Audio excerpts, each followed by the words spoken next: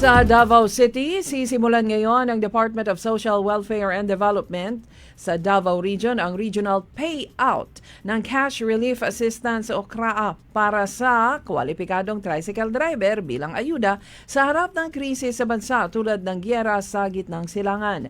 Target ng DSWD na mabigyan ng tig 5,000 pesos na ayuda ang may 30,000 na mga tricycle driver sa buong rehiyon.